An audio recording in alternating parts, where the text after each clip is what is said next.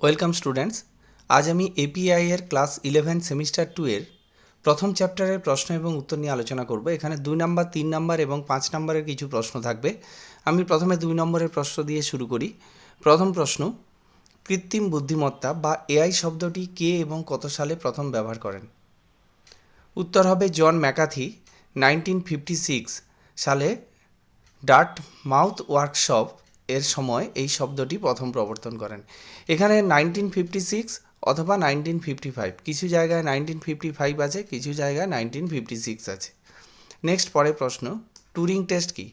Turing test হচ্ছে এমন একটি টেস্ট যেটা হলো অ্যালেন টিউরিং দ্বারা প্রস্তাবিত একটি পরীক্ষা, যা নির্ধারণ করে যে কোনো মেশিন মানুষের মতো বুদ্ধিমত্তা প্রদর্শন করতে পারে কি না।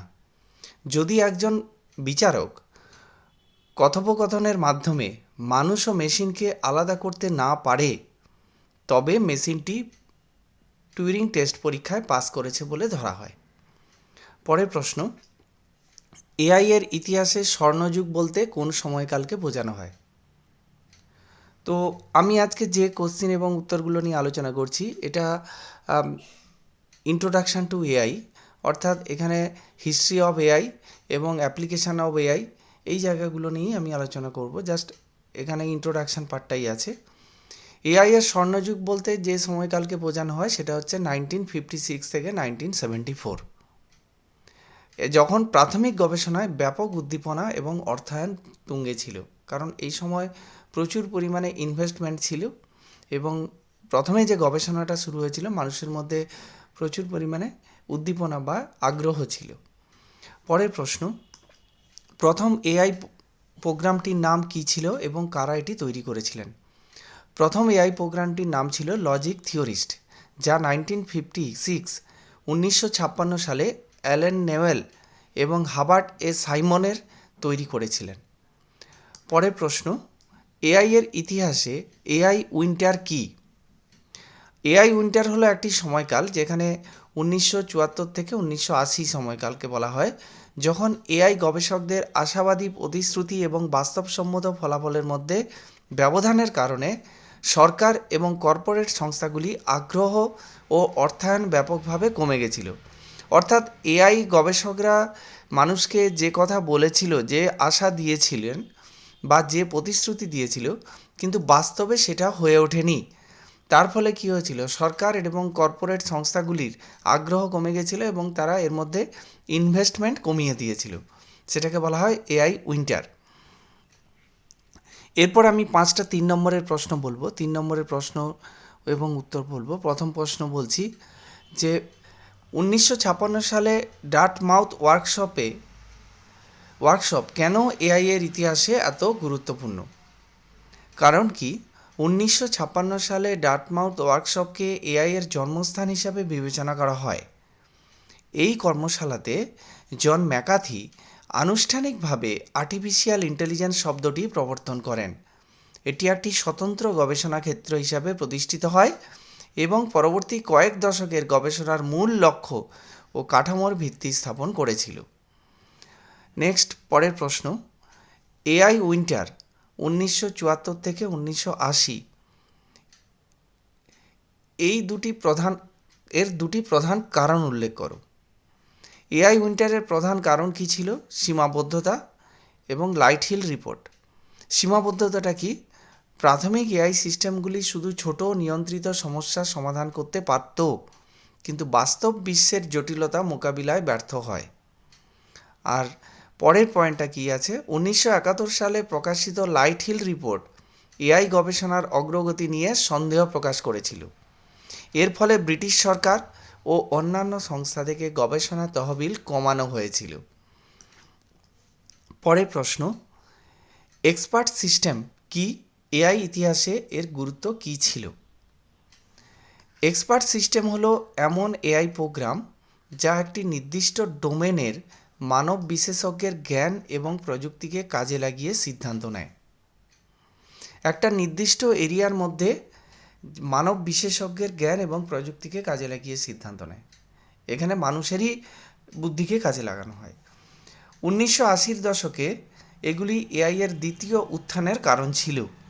এগুলি ছিল প্রথম বাণিজ্যিকভাবে সফল এআই প্রোগ্রাম, যেমন মাইশিন, যা শিল্প এবং কর্পোরেট জগতে এআই এর ব্যবহারিক উপযোগিতা প্রমাণ করেছিল। পরের প্রশ্ন, টুরিং টেস্টের মূল উদ্দেশ্য এবং বর্তমান প্রাসঙ্গিকতা কী? উদ্দেশ্যটা কি? টুরিং টেস্টের মূল উদ্দেশ্য ছিল কোনো মেশিন মানুষের মতো বুদ্ধিমত্তা প্রদর্শন করতে পারে কিনা তা নির্ধারণ করা। আর এর প্রাসঙ্গিকতা কি? যদিও এটি নিখুঁত নয়, তবুও এটি মেশিনের বুদ্ধিমত্তার আলোচনার ভিত্তি স্থাপন করেছে এবং এখনও চ্যাটবট ও অন্যান্য এআই সিস্টেমে মানব সাদৃশ্য যোগাযোগের মানদণ্ড হিসাবে গুরুত্বপূর্ণ। টুরিং টেস্টটা যদিও নিখুঁত ছিল না, কিন্তু একটা মেশিনের যে বুদ্ধি আছে সেইটা নিয়ে যে মানুষ আলোচনা করতে শুরু করেছে বা করেছিল, সেটা কিন্তু এই টুরিং টেস্টের ফলাফল। পরের প্রশ্ন, এটাই হচ্ছে কোশ্চেন 3-র লাস্ট প্রশ্ন। এআই এর উত্থানে অ্যালেন টুরিংয়ের দুটি গুরুত্বপূর্ণ অবদান উল্লেখ করো। তাহলে এখানে দুটি গুরুত্বপূর্ণ অবদান বলেছে। প্রথম হচ্ছে টুরিং মেশিন। টুরিং মেশিন হচ্ছে একটি তাত্ত্বিক মডেল যা আধুনিক কম্পিউটার এবং গণনার ধারণার ভিত্তি স্থাপন করেছে। আর হচ্ছে টুরিং টেস্ট এর প্রবর্তন।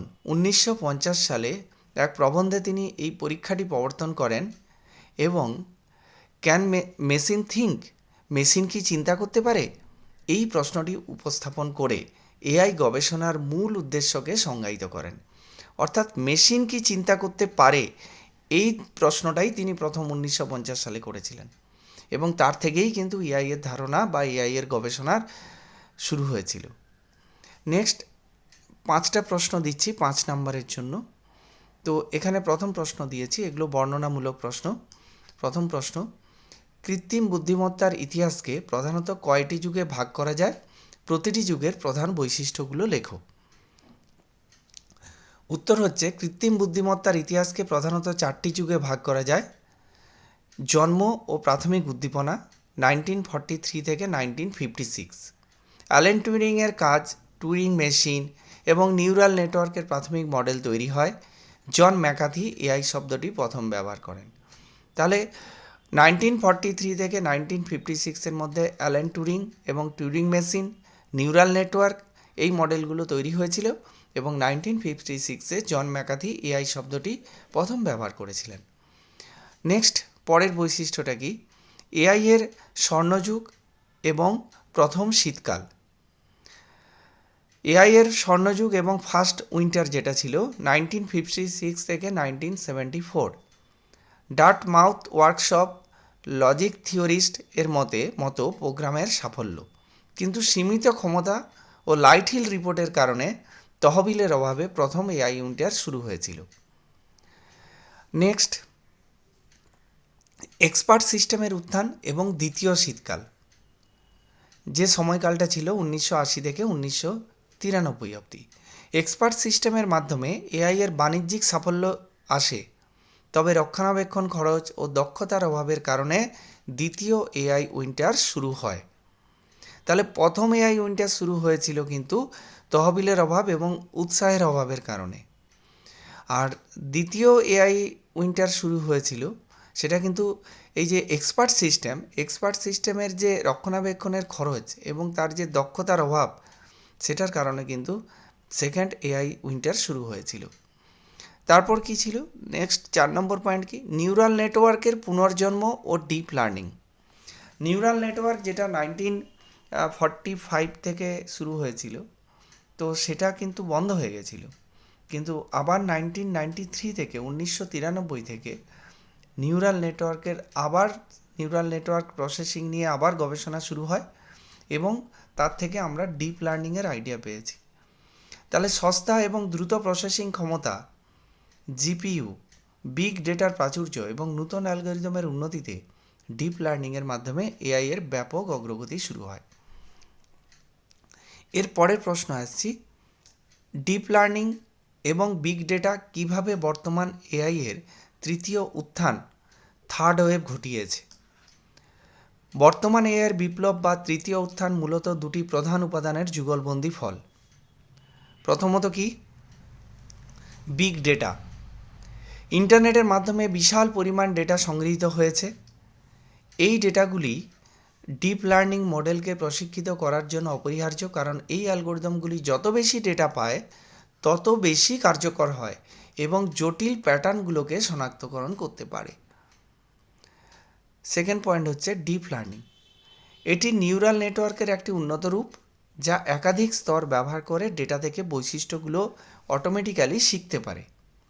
এই প্রযুক্তি ছবি শনাক্তকরণ করে, প্রাকৃতিক ভাষা প্রক্রিয়াকরণ অর্থাৎ ন্যাচারাল ল্যাঙ্গুয়েজ প্রসেসিং এনএলপি এবং গেমের মতো অভূতপূর্ব সাফল্য এনেছে, যেমন আলফাগো। এই দুয়ের সংমিশ্রণই আধুনিক এআই সিস্টেম যেমন বৃহৎ ভাষার মডেল তৈরি করতে সাহায্য করেছে, যা মানব ইতিহাসে এআই এর সবচেয়ে বড় উত্থান ঘটিয়েছে। নেক্সট, পরের প্রশ্ন, কৃত্রিম বুদ্ধিমত্তার ইতিহাসে এআই উইন্টারের ধারণাটি ব্যাখ্যা করো। দুটি প্রধান এআই উইন্টারের প্রভাব সংক্ষেপে লেখো। এআই উইন্টার হলো, উত্তরটা কি বলেছে? এআই উইন্টার হলো এআই গবেষণার আগ্রহ, অর্থায়ন এবং অগ্রগতিতে ব্যাপক ধীরগতির সময়কাল। গবেষকদের অত্যাধিক আশাবাদ, গবেষকরা কি করেছিল? মানুষদের অত্যাধিক আশা দিয়েছিল এবং বাস্তব কিন্তু সেই ফলাফল আসেনি।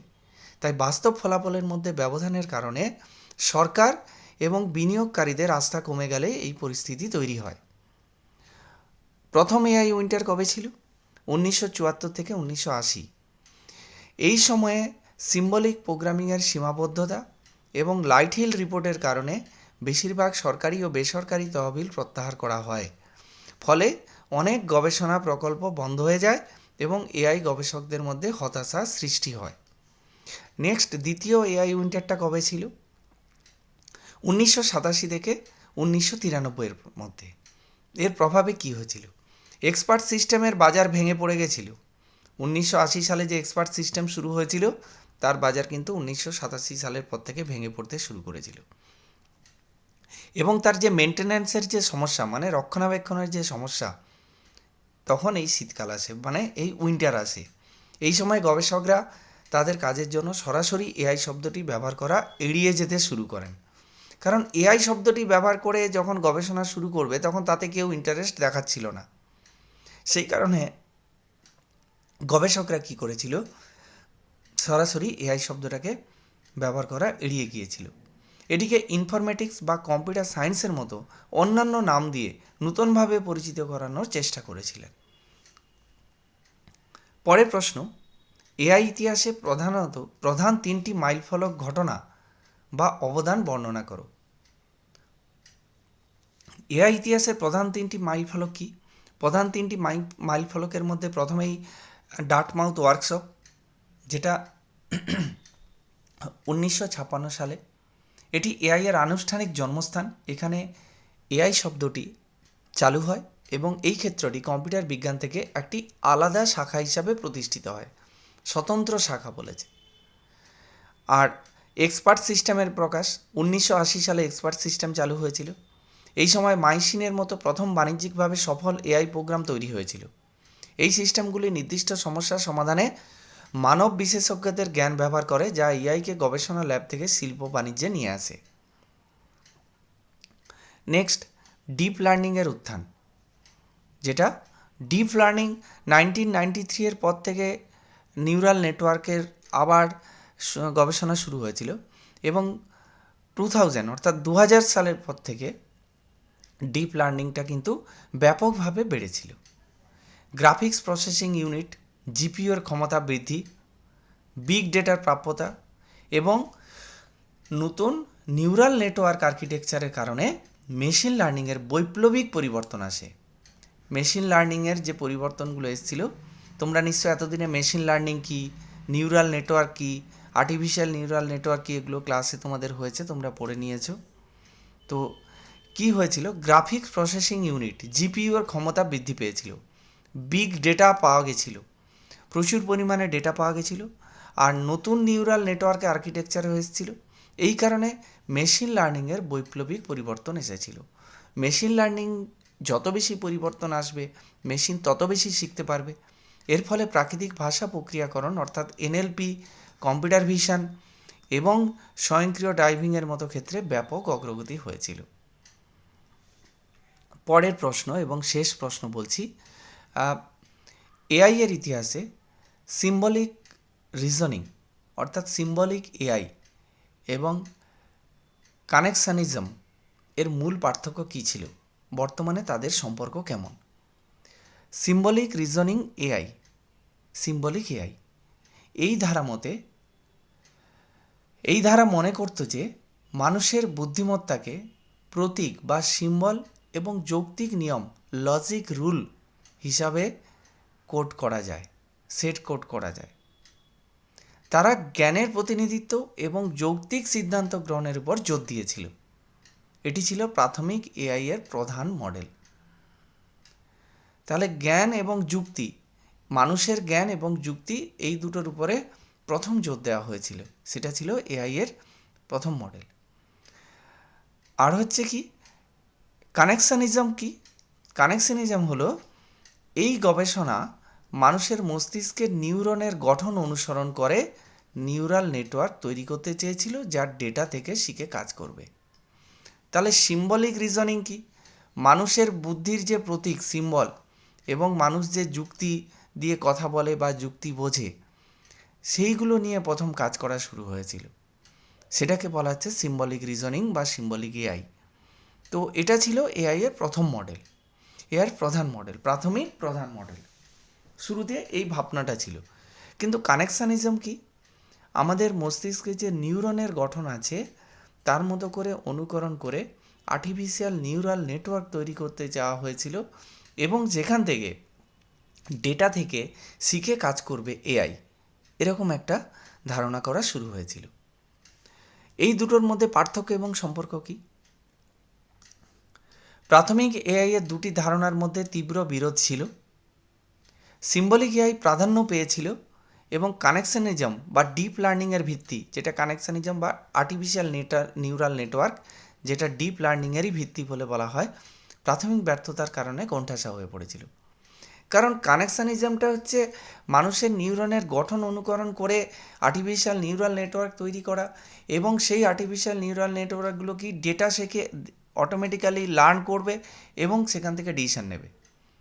এটা বর্তমানে যেটা চলছে সেটা হয়তো হতে পারতো, কিন্তু প্রথমের দিকে কী ছিল? প্রথমের দিকে কিন্তু এই সিম্বলিক এআইটাই প্রাধান্য পেয়েছিল, কারণ সেখানে কিছু প্রতীক, কিছু সিম্বল এবং কিছু লজিক্যাল রিজনিং, কিছু লজিক্যাল রুলস, সেগুলো নিয়েই এআই এর ভাবনাটা শুরু হয়েছিল। তবে বর্তমানে এআই যুগে কানেকশানিজম ডিপ লার্নিংয়ের সাফল্য তাকে মুখ্য স্থান দিয়েছে। তাহলে বর্তমানে কিন্তু কানেকশানিজম বা ডিপ লার্নিং কিন্তু সাফল্য পেয়েছে।